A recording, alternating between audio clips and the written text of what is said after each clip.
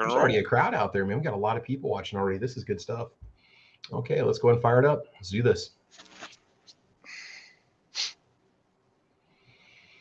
All right. I think we are all set to go. Good morning, everybody. Welcome to Caliber Corner Season 4, episode number 203. And I want to welcome everybody to this morning's podcast. It is the 20th anniversary of the attack on American soil of 9/11, and we're just gonna have a discussion about this today. You know, on our show we talk a lot of guns and ammo and reloading and stuff like that. But then there's times where we got to stop and take a step back and kind of take a look at our priorities. Maybe as YouTubers, as the gun community, and stop and reflect a little bit. So that's the idea for today's episode. So we're gonna go ahead and get started. Let's let the panel introduce themselves. We'll give a shout out to people watching on the YouTube side. Single Shot is with us this morning. How are things going for you, brother? Oh, it's going round and round here. I'm presently in New York, headed back towards Maine. Okay. I just got myself up and get myself squared away here, so get that done. I've got a lot of stuff that I can talk about that mess on 9/11. Because I was actively in the fire department at the time, and a lot of my brothers and sisters were brutally murdered that day. So yeah, a lot of memories. I can imagine. Even though I didn't know a single one of them. Yeah. Still, firefighters, law enforcement, we all stick together. Yeah. Irregardless. Yeah, it was a lot of sacrifice happened that day. What are we hearing? What was the totals? 27, 99, 2,800 people lost. I mean, we don't even know in the end how many people had died from after effects from it, from the inhalation of all the stuff, the smoke and the dust and the debris and stuff. And yeah, it really was an interesting experience. We'll go around the panel here and just kind of see where everybody was when that happened and what your reaction was to it, what you thought. Another thing I'm going to have a talk about it. The title of this video is "The State of Our Union," not the state of the union. We know what the state of the union is, right? Where the president addresses the country. Yeah. When I say the state of our union, I mean, how are we now as a people, as a nation, as a country, as citizens? Have we changed? Has it changed us for the better? Has it changed us for the worse? Everybody is going to have their own opinions about 9/11 and what it did to this country. We all have our own experiences, thoughts, feelings, kind of perceptions about what happened that day. And so the idea is, how are we as a union, as a unified people? Hopefully better. I don't know. So we'll see if that comes out in the discussion. Feel free to share, your opinions and thoughts over there on the chat side. Hey, Squib, you with us, buddy? You got your cup of coffee? You ready to go? Yes, sir. I had a technical difficulty there. It's okay. It's okay, man. It's good to go. You're all set. So what you been up to these days, man? How you doing? You good? Yeah, a few changes at work, but I mean that seems to happen week to week with the job. So coming and going, but here this morning, and just it's a little bit somber. 20 years. Yeah. They had mentioned something at my job, and a lot of the young people that I work with, they weren't even alive when this happened.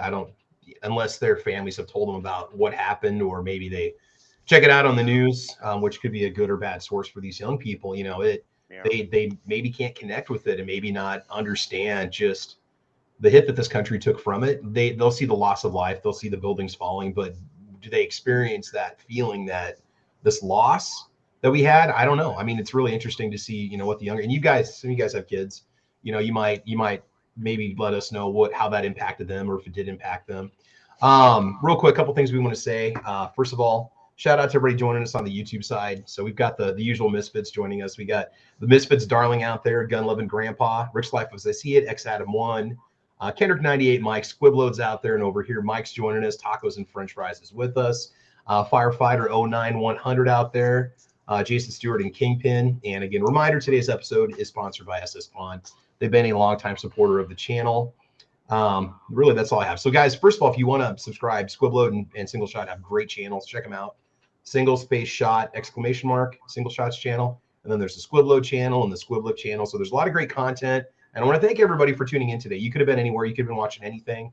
There's going to be a lot of podcasts today, a lot of discussion about 9/11. And you decided to come here. So viewers, thank you for watching that. I appreciate it. It really does mean a lot to me to have people here watching. and we'll go ahead and get things going here. So let's just get into it. Single shot. When you heard about this, when you first heard about the attack, where were you? What were your thoughts? Did it seem real? You know, how did it impact you on that day? Well, I was driving my own truck at the time, and I was coming into Charlotte, North Carolina, northbound on I-77. Mm-hmm. And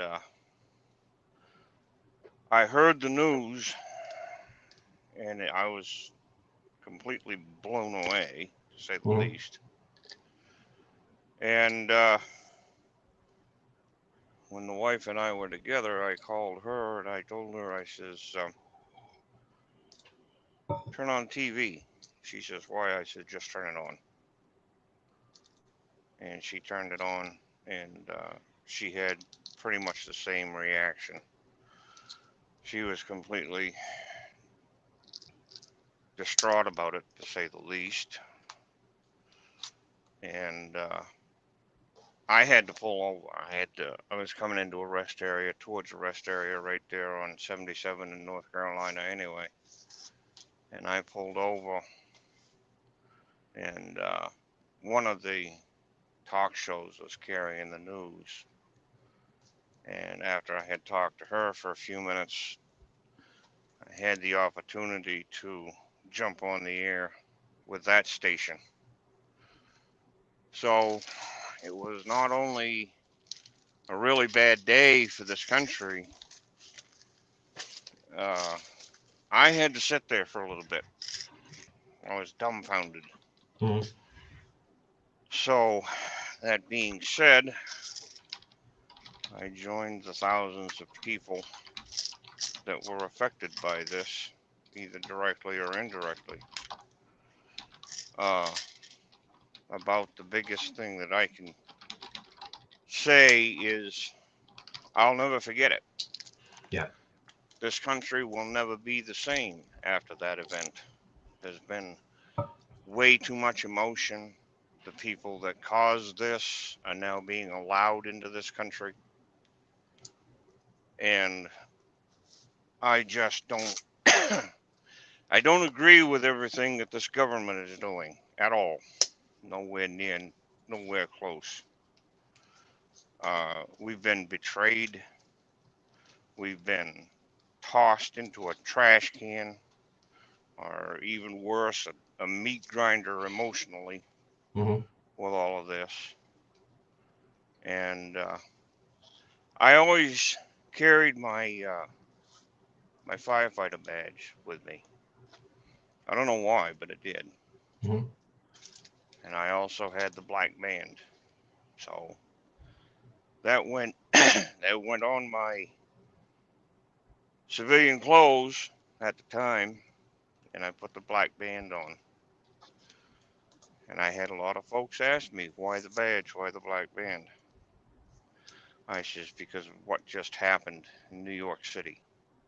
The strike, the communist attack, the gutless attack. And a lot of folks don't understand how that can hit a person so hard, even when they're not related to the people that died.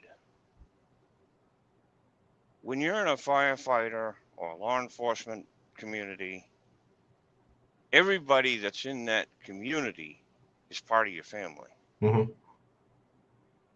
So when something happens, especially to the magnitude of what that happened, how that happened, it affects every single one of us.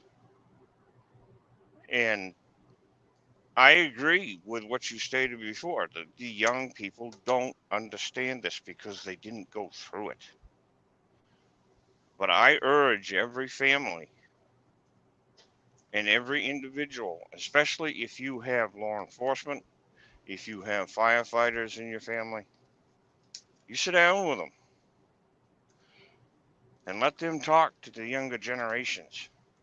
Explain to them what happened, how it happened. And don't ever, ever, ever forget this. This is this is worse than World War I or II ever thought of being. And so far as I'm concerned, even with all the fighting, and the wars that have been going on since this happened, we've not recovered from it. We've not realized what everything has gone on and how it's gone down. And I really, really think that the children of today, they've got to realize this. Mm-hmm. And I'll give you a quote from a good friend of mine. He's a pastor. And that quote goes this way, Travis. If I could say this. As I look at the world today, it fills me with sorrow. Children of today are going to suffer tomorrow. I'm sorry about the emotions. It's all right, man. But that's the way it is. Yeah. Think about this, folks. And good morning to the side chat. I always say good morning to you folks, and I don't want to forget you. Good people. You know, and we've got the children of the families that were killed. They're definitely going to feel the impact, and they are. You know, they're going to be, some of these kids might be in their 20s now, and it's hard telling how that's going to affect. Anytime young people grow up without any kind of families in the home, you know, it's going to have a huge impact on that kid's life, and something like that is just is massive. I didn't know anybody personally that was killed in the Twin Towers attack. For me, the first realization that there's evil in the world was the Oklahoma City bombing.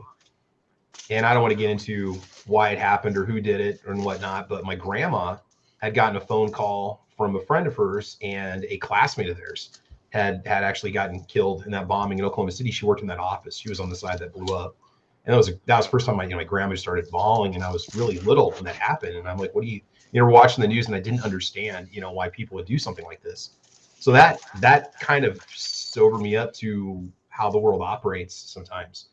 And, having this happen again at 9/11, it was pretty heavy. So, yeah. Squib, what about you? What were you doing? Where were you when you heard the news? So I had the day off work that day. I was taking my son to the pediatrician, and when I got to the hospital and was going to sign in, one of the towers had already been hit. There was a hole in it and smoke coming out of it, and I didn't really know what to think. And the receptionist there was like, "Oh, this is really bad." And I go, "Nah, a bomber flew into the Empire State Building in the 1930s, and they put it out. They'll put this out." I just thought it was fire. I didn't know. Freak accident. Yeah. Well, she said a plane had flown in, and comparing that, I believe it was a B-24 that flew into the Empire State Building in the late 30s to a wide body passenger jet in hundreds of passengers, 2001, and yeah. Different structure, different fuel, different. Wasn't thinking like an engineer. I was just like, yeah, this is bizarre, but okay. Went in, did the doctor's appointment, came out, second building's on fire. And I'm like, what is going on? This is right. And then somebody says they just hit the Pentagon. And I looked at the receptionist and I go, we're at war. I mean, you don't hit the Pentagon. Now, there's all kinds of people out there who believe that, just like in that movie, there's a missile system that pops out of the roof of the White House. There is not. Same thing. There is not a missile system on top of the Pentagon. There are not all these science fiction things that the government. There's no dome. You could quite literally, somebody flew a Cessna onto the lawn of the Pentagon or the White House. I remember that. Yeah. There are not these. We did have a missile defense system surrounding major cities like Washington, D.C., and the last of it went offline in the late 70s or early 80s. But in the late 50s, we put a missile defense system around every major city we had, and they said, we don't need that no more. So there is nothing like that. And even the people at NORAD thought this was an exercise. I mean, they were like, what happened? What? Yeah. You know, and we really weren't set up for this. But when they said they just hit the Pentagon, that's when I knew. And I went down to the parking structure and put my kid in the child seat, and I tried to call, and cell phones didn't work. I called and called and called, and just, you know, finally got through. And I thought that was really bizarre. Well, at the time, our system couldn't handle everybody calling at once. Making phone calls. Yeah. Yeah. You know, analog StarTAC phone and, you know, all that. And I got through to my ex-wife, and I said, hey, you know, just be careful, and, you know, just keep alert. I don't know if they're going to send people home from work or what they're going to do, but just, you know. Yeah. And she didn't know what was going on. So I decided on the way home, I was going to fill up the truck with gas, because I remember after they invaded Kuwait, the next day gas went through the roof and stuff. And I know that might seem a little bit trivial, but I had the day off from work, and I didn't know what to do. So the prepper in me came out, and I filled up the truck with gas. And the next day gas did go up. Yeah. And I decided to go home. I watched some on TV. It was the same thing over and over again. And it was just, so I eventually that day I went up to work, and two guys that I knew that I could count on, they had already lowered the flags to half staff. And everybody there was just glued to the TVs that they had, or radios or whatnot. And nobody was working or anything else like that. The next day when I was back at work, we had a delivery made. And since we're close to Canada, there's a lot of automotive stuff that goes back and forth across the border to and from Canada. And there's a large Arabic population in Ontario. And a lot of them take truck driving jobs. So here's this van with prototype parts rolling into the parking lot, and they're going over to the metal shop, which is not where the shipping and receiving department is. And there's a bunch of these skilled trades guys out having a cigarette break talking about what had happened. And this guy with a turban on his head in the van, in this unmarked van, pulls up, and they're all pointing at the shipping bay and jumping up and down. And they don't want him anywhere near the building, because everybody was paranoid. There's going to be another attack. Is it going to be a car bomb? Is it going to be a, you know, and this guy, this guy was telling me, he goes, I don't know how I'm going to get back. I got stuck here last night. I slept here last night, and I don't know how I'm going to get, because they closed down the borders. Oh, right. Okay. And we're next to an airport. We're next to a small airport, but we're in the flight path of Detroit Metro. No planes in the air. It's weird. Nobody taking off from the local airport, and no airliners flying over our head. Every now and then an F-16 from Selfridge would go zooming by. That all made us feel better.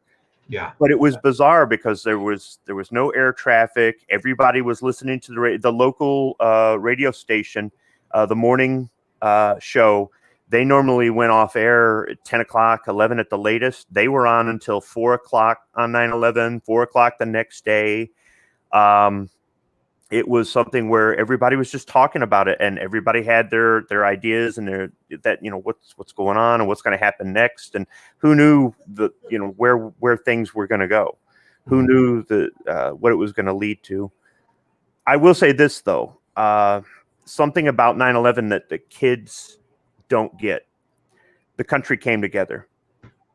Okay. The politicians who were divided came together. The citizens who were divided came together. Strangers who didn't know each other came together. And that may be the last time that ever happens in this country, because the division in this country is so bad right now. If 9/11 happened right now, I honestly don't think strangers would help strangers. I honestly don't think people would sacrifice their lives to stop an airliner from crashing into another city. I just don't think the people today have got that in them. I don't think they have